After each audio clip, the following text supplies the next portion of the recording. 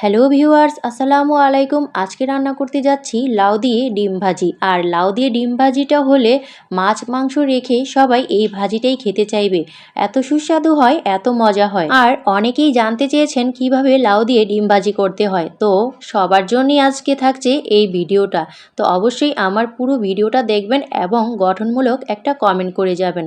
তো প্রথমেই কিন্তু লাউয়ের এই যে পিছনের দিকটা নিব, আর সামনের দিকটা কিন্তু লাউ দিয়ে ঝোল খেয়েছি, আর এই পেছনের দিকটাই কিন্তু লাউ ভাজিতে খুব ভালো হয়। অবশ্যই কিন্তু এই পেছনের দিকটাই নেবেন। আর লাউ দিয়ে ডিম ভাজি করতে হলে অবশ্যই খোসা সহ লাউটা নিতে চেষ্টা করবেন, আর মাঝের যে নরম তুলতুলে অংশটা এটা ফেলে দিবেন। এই যে আমি দেখতেই পাচ্ছেন কিভাবে আমি কাটছি, একেবারে পাতলা পাতলা করে চিকন চিকন করে ভাজি যেভাবে করে ঠিক সেভাবেই কিন্তু কেটে নেবেন। কথায় আছে না, এক দেশের গালি আর আরেক দেশের বুলি। আমাদের দেশে লাউ সবাই কত পছন্দ করে খায়, অথচ বিদেশের মাটিতে লাউয়ের যে কদর সেটা অনেকেই জানে না। তো লাউ দিয়ে কিন্তু আমরা সচরাচর ঝোলই খাই, কিন্তু লাউ দিয়ে যে আরও কত আইটেম করা যায় সেটা অনেকেই জানে না। আর আজকে আমি রান্না করব এই ডিম দিয়ে লাউ ভাজি, আর এত সুস্বাদু হয় বিশ্বাস করেন, আপনার সবাই এটা খেতে চাইবে যদি একবার রান্না করেন।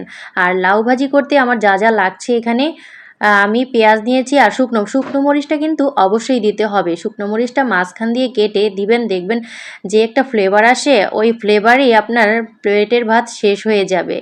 আর এখন আমি দিয়ে দিব পেঁয়াজ কুচি।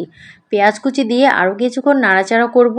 নাড়াচাড়া করার পর এরপর দিয়ে দিব একটা ডিম। ডিমটা কিন্তু পরেও দেওয়া যায়, কিন্তু আমি প্রথমেই দিলাম, কারণ হচ্ছে ডিমটা যদি একটু ভাজা ভাজা করি তাহলে ফ্লেভারটা খুব ভালো আসে। তো অবশ্যই কিন্তু আপনারা চাইলে আগেও দিতে পারেন, পরেও দিতে পারেন, প্রবলেম নাই। আর এ পর্যায়ে কিন্তু আমি আমার যে কুচি করে কাটা লাউ ভাজিগুলো সেগুলোও আমি এখন দিয়ে দিব।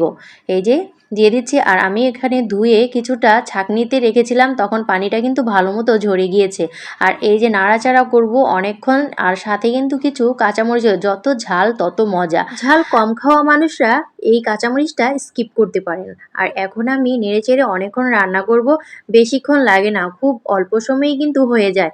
তো সামান্য কিন্তু একটু লবণ ছিটিয়ে দিবেন, তারপরে একটু ঢেকে রাখবেন যাতে আপনার লাউটা সেদ্ধ হয়ে যায়। তো দেখতেই পাচ্ছেন কি সুন্দর একটা কালার চলে এসেছে।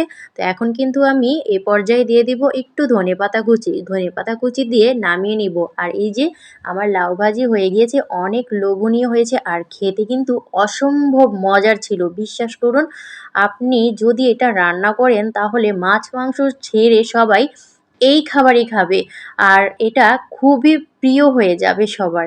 ওই যে বলে না, স্বাদের লাউ বানাইলো মোরে বৈরাগী, এই হবে অবস্থা। তো বন্ধুরা, আমার এই লাউ দিয়ে ডিম ভাজিটা আপনাদের কাছে কেমন লাগলো? যদি ভালো লাগে অবশ্যই একটু লাইক কমেন্ট শেয়ার করবেন। আজকের মতো বিদায় নিব। আল্লাহ হাফেজ।